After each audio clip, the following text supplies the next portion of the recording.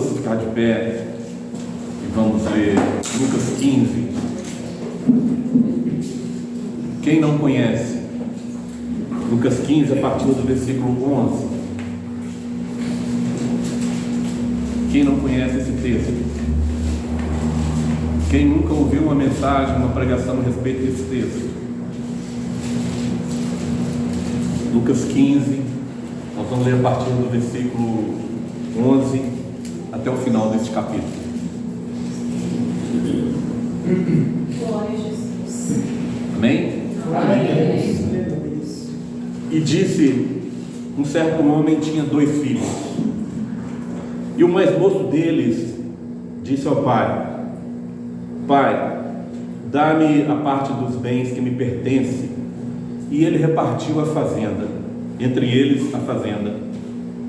E poucos dias depois, o filho mais novo, ajuntando tudo, partiu para uma terra longínqua, e ali desperdiçou os seus bens, vivendo dissolutamente. E havendo ele gastado tudo, houve naquela terra uma grande fome, e começou a padecer necessidades. E chegou-se a um dos cidadãos daquela terra, o qual o mandou para os seus campos a apacentar porcos. E desejava encher o seu estômago com as bolotas que os porcos comiam, e ninguém lhe dava nada. E tornando em si, disse: quantos empregados do meu pai têm abundância de pão, e eu aqui pereço de fome. Levantar-me-ei e irei ter com meu pai, e dir-lhe-ei: Pai, pequei contra o céu e perante ti, já não sou digno de ser chamado teu filho. Faze-me como um dos teus jornaleiros. E levantando-se foi para o seu pai, e quando ainda estava longe, viu o seu pai, e se moveu de íntima compaixão, e correndo, lançou-se-lhe ao pescoço e o beijou. E o filho disse: Pai, pequei contra o céu e perante ti, e já não sou digno de ser chamado seu filho. Mas o pai disse aos seus servos: trazei depressa a melhor roupa e vesti-lo, e ponde-lhe um anel na mão e sandálias nos pés, e trazei o bezerro cevado e matai-o, e comamos e alegremos-nos, porque este meu filho estava morto e reviveu, tinha se perdido e foi achado. E começaram a alegrar-se. E o seu filho mais velho estava no campo, e quando veio e chegou perto da casa, ouviu a música e as danças, e chamando um dos servos, perguntou-lhe o que era aquilo. E ele lhe disse: veio teu irmão, e teu pai matou o bezerro cevado, porque o recebeu são e salvo. Mas ele se indignou e não queria entrar. E saindo seu pai, rogava-lhe que entrasse com ele. Mas respondendo ele, disse ao pai: eis que te sirvo há tantos anos, sem nunca transgredir o teu mandamento, e nunca me deste um bezerro para alegrar-me com meus amigos, ou melhor, nunca me deste um cabrito para alegrar-me com os meus amigos. Vindo, porém, esse teu filho que desperdiçou os teus bens com as meretrizes, mataste-lhe o bezerro cevado. E ele disse: filho, tu sempre estás comigo, e todas as minhas coisas são tuas, mas era justo alegrarmos-nos e folgarmos, porque esse teu irmão estava morto e reviveu, tinha se perdido e achou-se. Bendito é o nome do Senhor. Glória a Deus. Senhor Deus, sim, Pai, move o nosso coração nessa manhã. sim, Deus. Fala conosco. Sim. Nós oramos a Ti no nome de Senhor Jesus. Amém. Amém. Glória a Deus. Glória a Deus. Irmãos, pode se assentar. Irmãos, a palavra hoje é compromisso. O servo de Deus, ele tem o direito ou a liberdade de não aceitar ser servo de Deus. Você pode, obrigado. Você pode escolher seu caminho. Deus está te chamando para que você esteja na presença dele e para que você desfrute das bênçãos que Deus pode dar aos seus servos. Mas é um direito do homem não participar disso, não aceitar o chamado de Deus. Deus está chamando o homem a todo momento para uma reconciliação. Deus está chamando o homem de volta à sua presença, porque um dia o homem afastou-se por iniciativa própria de Deus. Não foi Deus que expulsou o homem da sua presença, foi o homem com as suas atitudes que o levaram a distanciar de Deus. E quando o homem se distancia de Deus, o homem perde as bênçãos que nós só encontramos quando estamos na presença de Deus.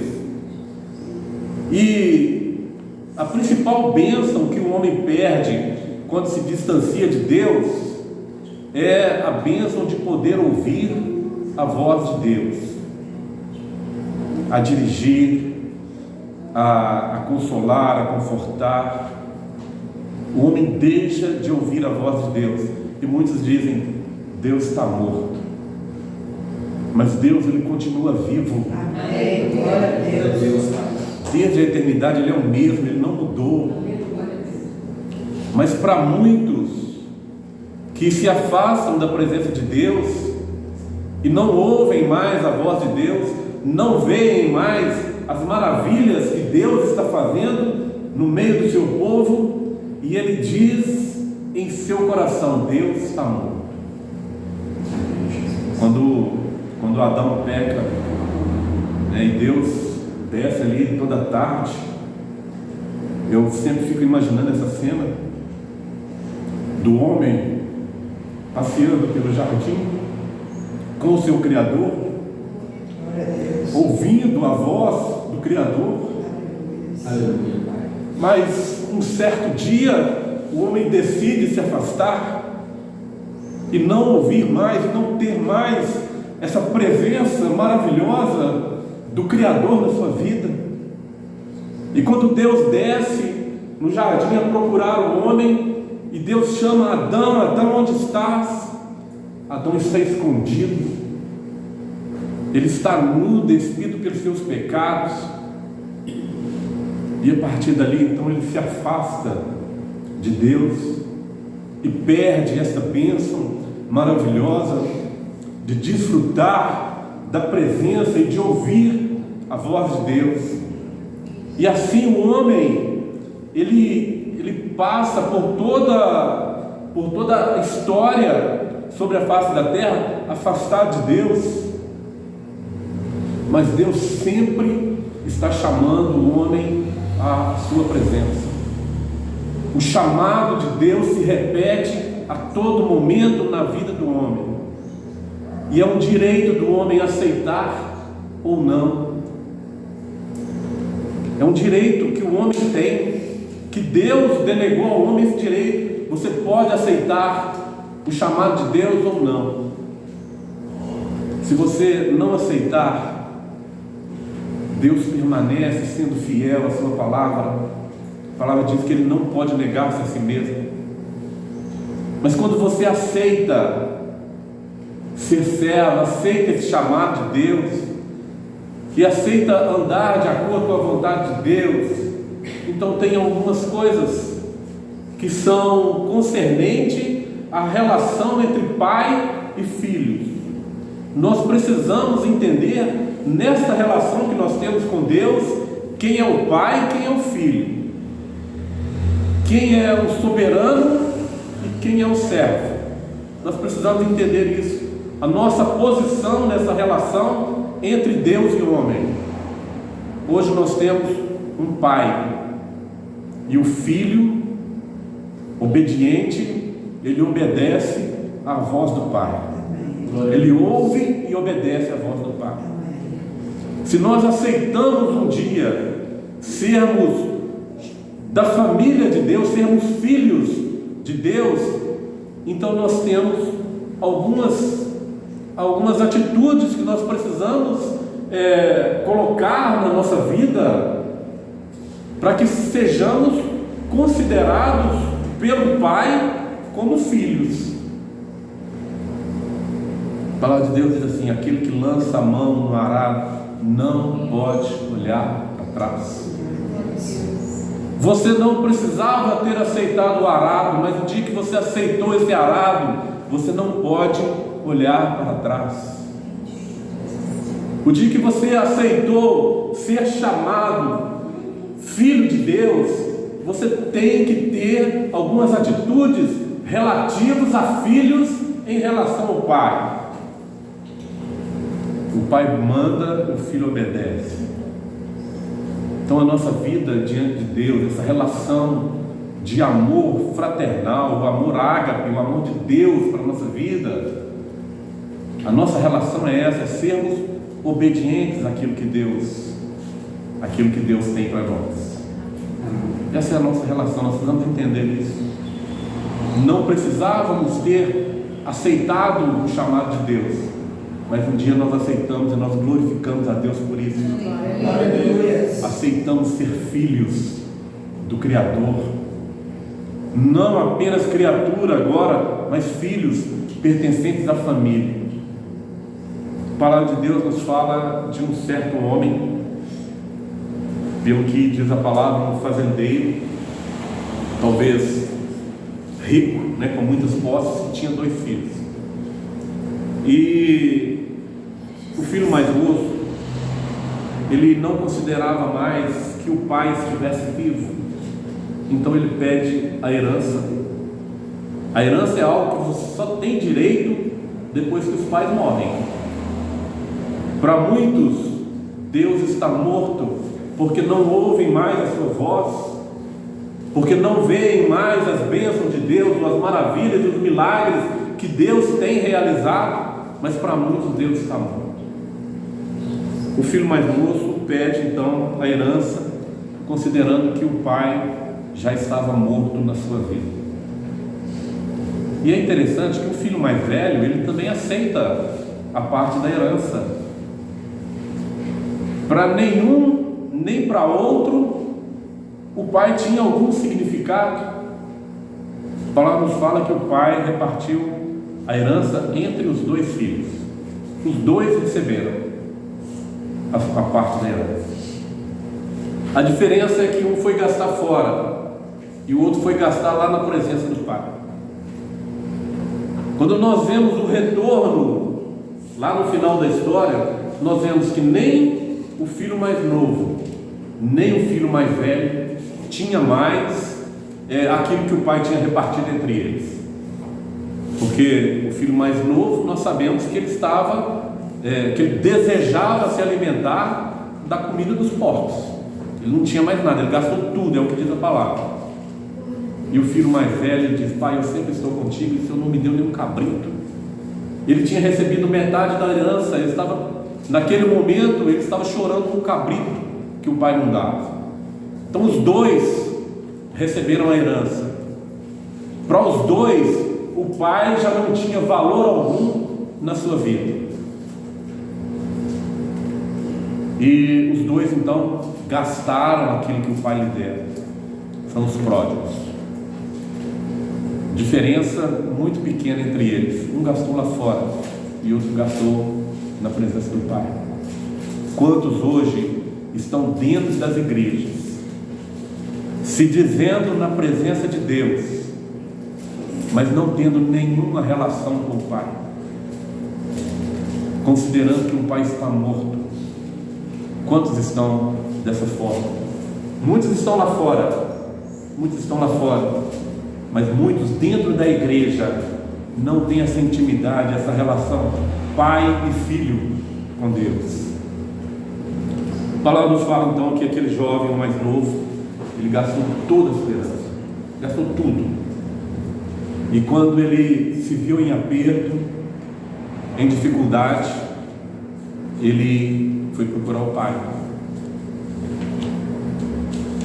E dir-lhe-ei, levantar-me-ei, irei ter com meu pai, e dir-lhe-ei: Pai, pequei contra o céu e perante ti. Já não sou digno de ser chamado teu filho. Faze-me como um dos seus jornaleiros. O jornaleiro era uma relação trabalhística da época em que o trabalhador não tinha nenhuma relação com o patrão, nenhuma relação empregatícia com o patrão. Ele ia, trabalhava aquele dia, recebia aquele dia e estava tudo certo. Não era como hoje, regido pela CLT, né? Você tem que ir a semana inteira, porque senão você perde o descanso remunerado. O jornaleiro, ele é o diarista, ele trabalhou, recebeu, trabalhou, recebeu. E hoje nós vemos pessoas dessa forma, que querem ser jornaleiros na presença de Deus. Nós vemos pessoas que não querem ter compromisso com Deus. Eu vou na igreja, canto um louvor, dou uma glória a Deus e recebo de Deus aquilo que eu necessito. Eu estou indo para a presença de Deus buscar algo que é minha necessidade humana, minha necessidade imediata. Eu quero ir lá receber, mas eu não quero compromisso algum com a igreja, com Deus, não quero compromisso nenhum. Eu vou lá, eu dou glória a Deus lá, e eu oro, e Deus me abençoa, e está tudo resolvido entre nós. Mas eu não quero ter essa relação de filho, nessa relação de um manda, o pai manda e o filho obedece. Certa vez nós recebemos aqui na nossa igreja uma senhora, e quando eu estava conversando com ela, ela me disse: eu não quero ter responsabilidade nenhuma, não quero ter responsabilidade nenhuma. Por isso ela não ficou na nossa igreja, porque nós somos uma igreja pequena. Quem está aqui precisa trabalhar. Deus tem nos chamado e tem delegado a nós um trabalho nesta obra. A cada um dos servos de Deus que Deus chamou e que aceitou esse chamado, foi dado um arado. E a palavra de Deus diz que a seara é grande. Nós temos trabalho a fazer nesta obra. Nós temos trabalho a fazer na presença de Deus. Então, se alguém vem e não quer trabalho, meu irmão, você não está então na obra do Senhor, porque essa obra é uma obra de trabalho. E quando eu digo esta obra, eu não estou dizendo dessa congregação, não. Eu estou dizendo da obra do reino, o reino que o Senhor Jesus veio anunciar. O próprio Senhor Jesus disse: a seara é grande e são poucos os ceifeiros. Nós precisamos então ter uma relação pai e filho. Nós precisamos ter um compromisso com Deus.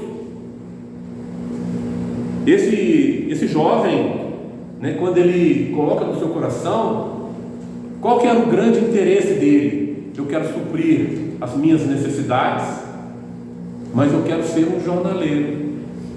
Eu quero ser alguém que vai, trabalha, chega tardinho, o pai paga e ele sai da presença do pai. Isso é o que estava na cabeça desse jovem. Levantar-me-ei, irei ter com meu pai, direi: Pai, pequei contra o céu e perante ti, já não sou digno de ser chamado seu filho. Isso é ele, isso está na cabeça dele, né? O pai não falou nada a respeito disso. Isso é algo que ele já tinha. Nós poderíamos até aqui, se colocássemos as nossas palavras, nós colocávamos aqui: já não quero mais ser chamado teu filho. Mas faz-me como um dos seus jornaleiros, faz-me como aqueles que não têm compromisso, que vem de manhã, trabalham e recebem um dinheirinho ali, recebem pelo trabalho e vão gastar em outros locais. e vão estar longe da presença do Pai. E isso o filho fez. Mas quando ele chega diante do Pai, o Pai disse aos seus servos: trazei depressa a melhor roupa, ponde-lhe um anel na mão e sandálias nos pés. Glória a teu nome, Senhor. Meus irmãos, o desejo de Deus é que nós, na sua presença, tenhamos a melhor roupa, o melhor vestido na presença de Deus. E qual é esse melhor vestido, essa melhor roupa para nós estarmos na presença de Deus? A palavra nos fala das vestes de salvação. Aleluia. A melhor veste é a veste de salvação. Glória a Deus. Deus quer dar salvação ao homem. Aqueles que estão na presença de Deus, embora o desejo do homem seja somente receber bênçãos para essa vida, o desejo de Deus é diferente para o homem. O plano de Deus para o homem é diferente. O plano de Deus para o homem é um plano de salvação eterna. Trazer depressa, Deus tem pressa em conceder salvação ao homem. Trazer depressa a melhor veste, o melhor vestido. E a palavra de Deus vem nos advertir lá em Eclesiastes: em todo tempo sejam alvos os teus vestidos. É uma veste que Deus nos concede, a veste de salvação, e nós precisamos conservar alvas, limpas, sem contaminação com este mundo, sem contaminação com os porcos. Essas vestes, Deus nos concede a melhor veste, e nós temos que cuidar dessa veste até o grande dia, até o dia que o Senhor nos chamar. Glória a Deus. Trazer depressa a melhor veste, a veste de salvação. Ponde-lhe um anel na mão. Meus irmãos, o anel é o que vai identificar a família. Era comum na época, ainda hoje, em alguns países, cada família ter o seu brasão. Nós, na época do Brasil colonial, nós tínhamos as famílias e o seu brasão. Então todos que participavam, que eram participantes daquela família, eles recebiam um anel com aquele brasão. Onde aquela pessoa estivesse, eles sabiam: essa família aqui é dos Alcântaras, esses são dos Albuquerques. A família era identificada pelo anel.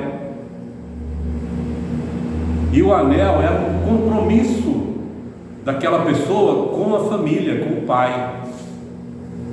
E o que Deus quer de nós é que nós tenhamos compromisso, que nós, onde quer que nós estivermos, nós sejamos identificados como filhos de Deus.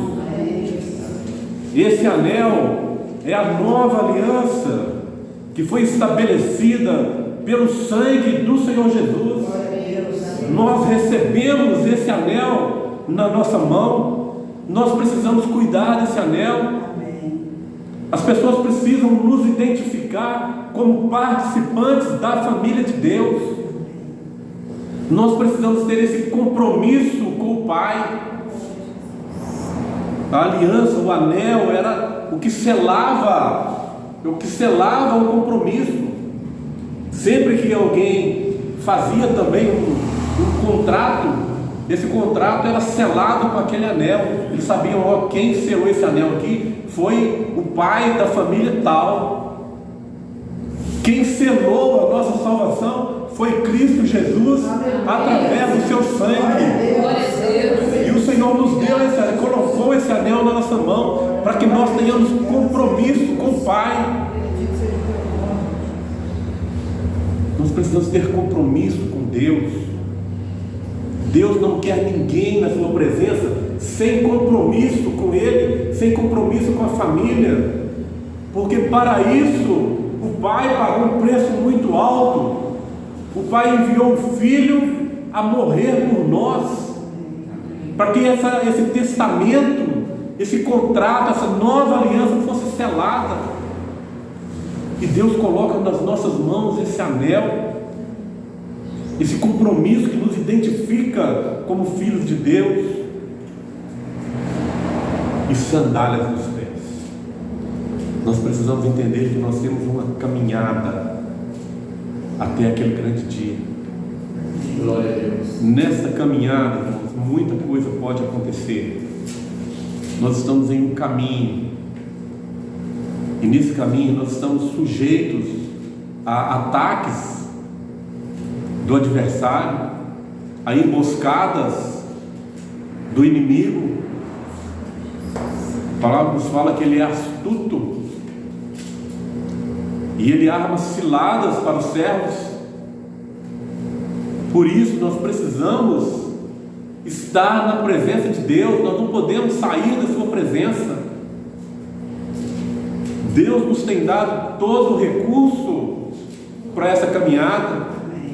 Deus nos tem dado sandálias para os pés, para que nessa caminhada nós caminhemos seguros, passos firmes, assim como diz o salmista Davi: ele firmou os meus pés numa rocha. Meus irmãos, nós precisamos caminhar firmados na rocha, que é o Senhor Jesus. É assim a caminhada do servo. Não precisamos, ou nós não podemos entender que uma vez nós aceitamos o chamado, agora nós estamos livres, porque seremos sempre filhos. Não é dessa forma.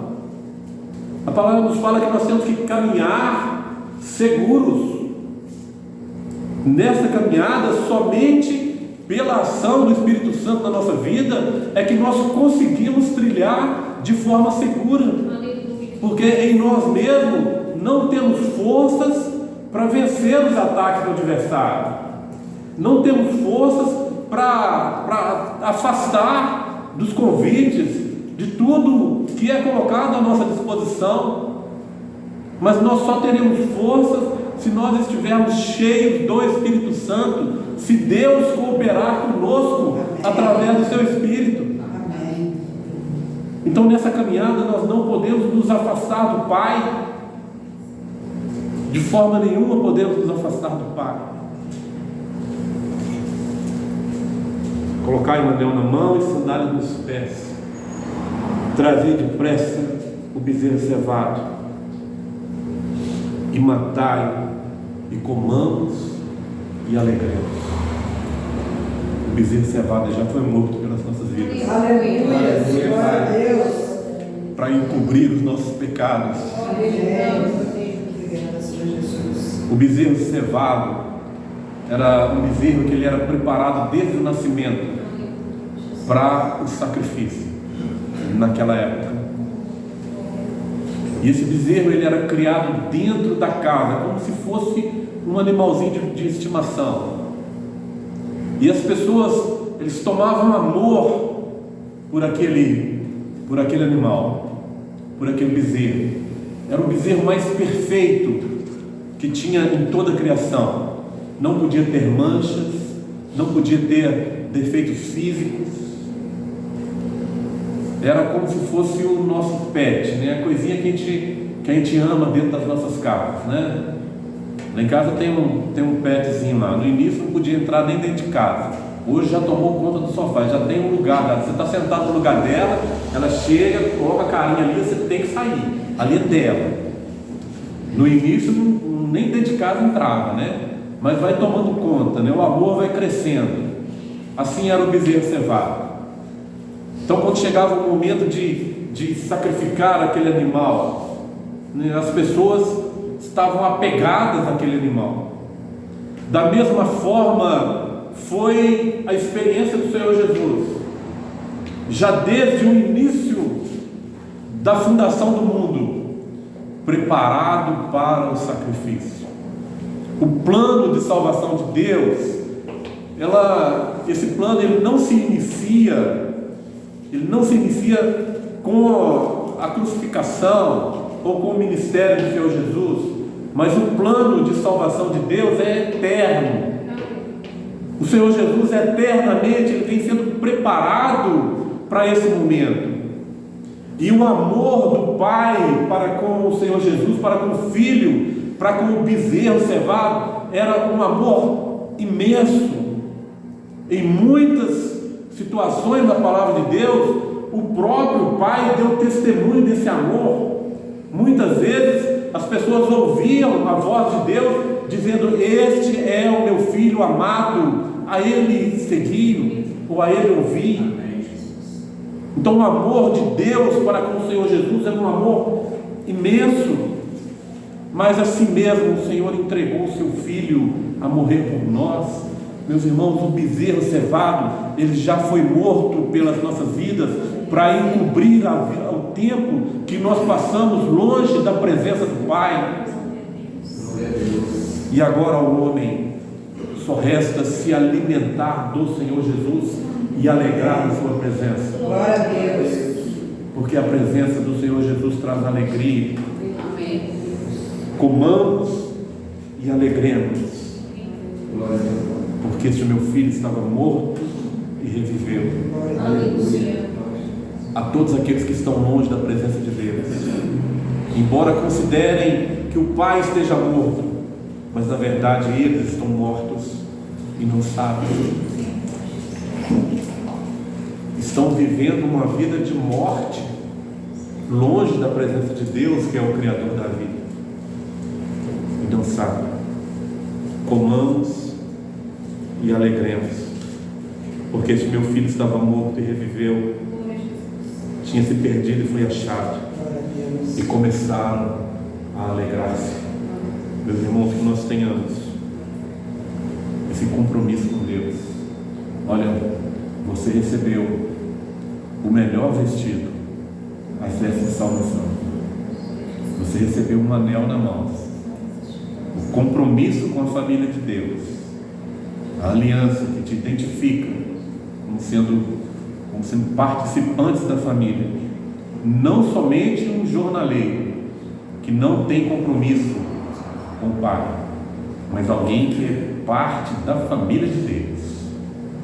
Você recebeu sandálias nos pés para essa caminhada, e o que é mais importante, o Senhor Jesus foi sacrificado pela sua vida. Cordeiro cevado, ele já foi morto por nós e ressuscitou, e hoje nós estamos alegres. Comamos e alegramos, porque um dia nós estávamos mortos, mas Deus nos ressuscitou. Bendito seja o nome do Senhor. Glória a Deus.